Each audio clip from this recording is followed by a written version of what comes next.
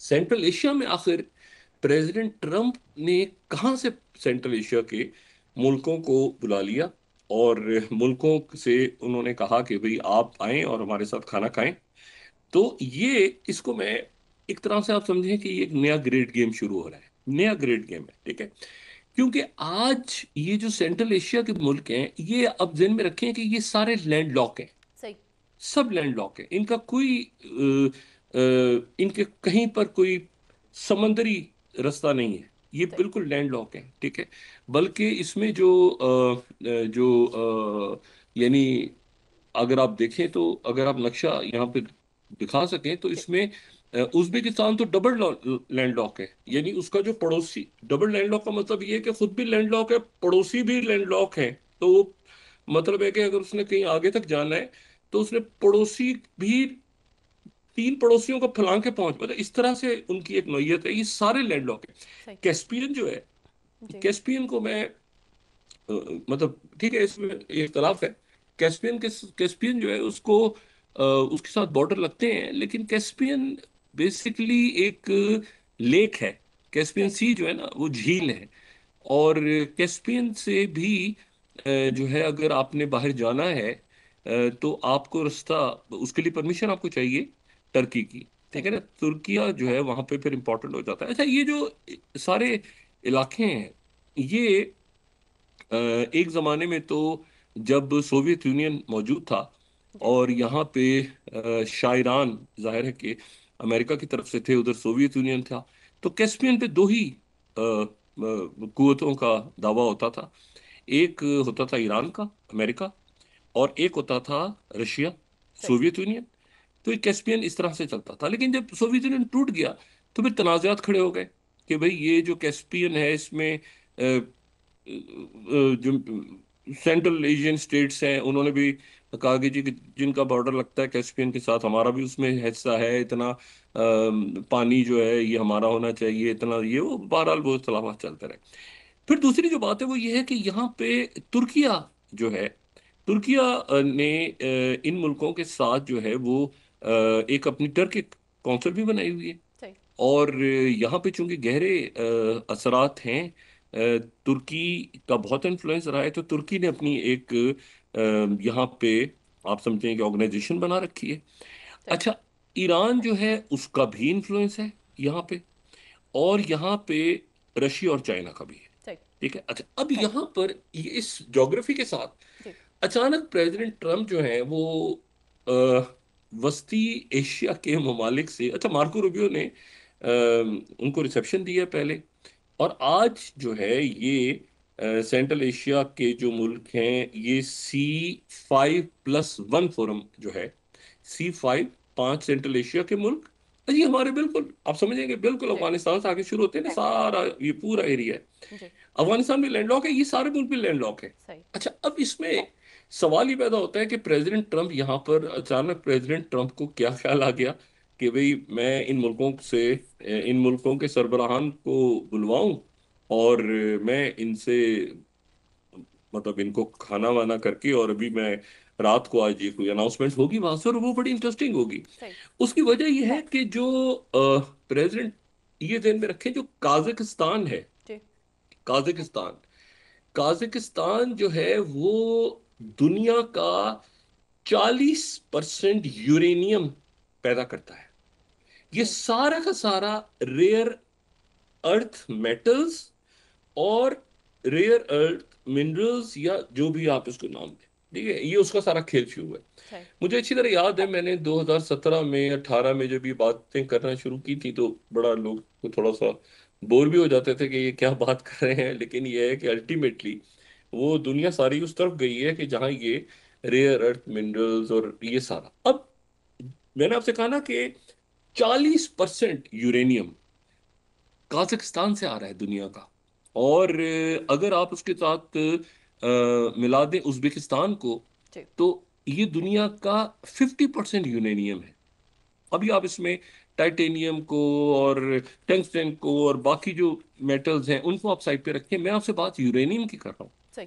अच्छा, यूरेनियम तो क्यों यूरेनियम इंपॉर्टेंट है, इसलिए कि जो आपके ये जो डेटा सेंटर्स हैं आर्टिफिशियल इंटेलिजेंस के, तो डेटा सेंटर्स के लिए तो जाहिर है आपको अगर क्लीन एनर्जी चाहिए और उसमें आपको न्यूक्लियर एनर्जी आपको चाहिए तो यूरेनियम आपको चाहिए। आपको पता है अमेरिका अभी तक रशिया से यूरेनियम लेता है। सही ये है। कितनी इंटरेस्टिंग बात है। अमेरिका रशिया सारी से। पाबंदियां वाबंदियां वो छोड़ दें साइड पे, जो यूरेनियम है जी। उसके लिए अमेरिका रशिया से कांटेक्ट करता है। सही। ठीक है। तो यहाँ काजाकिस्तान में 40%, और आप उसके साथ उज्बेकिस्तान को मिला दें तो 50%। 50% ऑफ द ग्लोबल यूरेनियम, पूरी दुनिया का यूरेनियम, यानी जो जिसके बगैर आपका, यानी न्यूक्लियर वेपन्स को तो छोड़ देना, अब जी। तो आपकी बात हो रही है कि ये जो इसकी ये डेटा सेंटर जो बनने हैं तो इनकी इलेक्ट्रिसिटी कैसे आएगी और इनको कितनी आप एक, मैं उसमें टेक्निकल बातों में नहीं जाना चाह रहा, लेकिन सेंट्रल एशियन स्टेट्स जो हैं वो ना सिर्फ ये है कि यूरेनियम और रेयर अर्थ मिनरल्स है, बल्कि उनका जो एक माहौल है ना डेटा सेंटर्स के लिए चाहिए होता है कि जो कूलिंग भी हो रही है, साथ साथ ठंडे भी हो रहे हैं साथ, वो भी यहाँ पर अगर आप बनाते हैं काजाकिस्तान में और इन जगहों पे, तो ये भी अमेरिका के लिए बड़ा इस वक्त, और ना सिर्फ अमेरिका बल्कि सारा ही वेस्ट जो है और सारी दुनिया, अचानक उसको ख्याल आया है कि भाई एक मिनट, ये जो है ये दोबारा यहाँ पे हमें आना चाहिए। अच्छा, अब मैं सिर्फ अगर मैं स्लाइड दिखा सके ना, अगर जी। ये यूरेनियम रिसोर्सेज की, तो आपको इसमें अंदाजा होगा कि 28%, और इसमें नहीं नहीं उसको आप छोड़ें, मैं इस पे सेंट्रल, जो सेंट्रल एशिया का मिडिल कॉरिडोर है ना उस पे आए हैं, जो जी। सेंट्रल एशिया का मिडिल कॉरिडोर है। जी। अच्छा, अब इसमें मिडिल कॉरिडोर इंपॉर्टेंस इख्तियार कर गया, सेंट्रल एशिया का मिडिल कॉरिडोर। कॉरिडोर। अच्छा, मिडिल कॉरिडोर जो है ये चाइना से शुरू होता है, उसके बाद ये अजरबैजान में आता है, सही। ये सॉरी काजाकिस्तान में आता है, फिर अजरबैजान में आता है, फिर जॉर्जिया में आता है, फिर तुर्किया में आता है, फिर तुर्किया से यूक्रेन, पोलैंड, यानी रशिया को और ईरान को बाईपास करता हुआ ये मिडिल कॉरिडोर जो है ये डायरेक्टली जाता है आगे तक। यानी आप समझें कि सेंट्रल एशिया को ये कनेक्ट करता है मिडिल कॉरिडोर, जिसमें रशिया भी नहीं है और जिसमें ईरान भी नहीं है, जी। और ये जो मिडिल कॉरिडोर है ये कनेक्ट कर रहा है सेंट्रल एशिया को डायरेक्टली यूरोप के साथ। सही। अच्छा, अब प्रेसिडेंट ट्रम्प जो हैं वो ये देख रहे हैं कि ये भाई ऐसा है कि मार्को रूबियो ने जो सेक्रेटरी स्टेट है, उन्होंने पहले इनके साथ मुलाकात की कल, और उन्होंने बड़ी जबरदस्त गपशप लगाई। ये सेंट्रल एशियन स्टेट्स के सरबराहान सारे वहां पे मौजूद है जी। वॉशिंगटन में। आज प्रेसिडेंट ट्रम्प उनके साथ खाना खाएंगे सही। और फिर एग्रीमेंट साइन होंगे, और बल्कि वहां पर ये भी बात हुई कि जी ये जो है ये सिर्फ कोई ऐसा नहीं है कि हम वहां पर कोई सिर्फ मतलब बयान बराए बयान देना है, या ऐसा नहीं है, ऐसा नहीं है। प्रॉपरली जो है वो वहां पे जो है वो अनाउंसमेंट्स होंगी, डील्स होंगी, वगैरह वगैरह वगैरह वगैरह।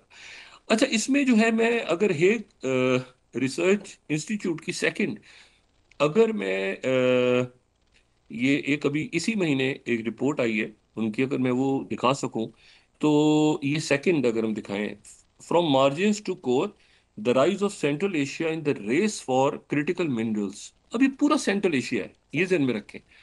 ठीक है। और इसमें जो है वो फिर उसके बाद जो है वो अगर मैं यहाँ पे आपको दिखाऊं, आस्ताना टाइम्स दिखाऊं 7, तो सेक्रेटरी स्टेट ये कह रहे हैं कि सेक्रेटरी स्टेट ने सेंट्रल एशिया के लिए और अमेरिका का, चूंकि 10 साल कंप्लीट हुए हैं, ये C5+1 का जो फोरम बना था अमेरिका का सेंट्रल एशिया के साथ, और फिर उसके बाद रॉयटर्स 8 ये कह रहा है कि Rubio plans to visit 5 central states in 2026। अच्छा, Times of central Asia 9th, deals not declarations, US Central Asia cooperation at summit cross roads. अच्छा, अब ये यहां पर अब ये देखना है, जी। ये बड़ी इंटरेस्टिंग बात डेवलप हो रही है कि क्या अमेरिका जो है वो यहां पर आ पाएगा सेंट्रल एशिया में, सेंट्रल एशिया में। जी।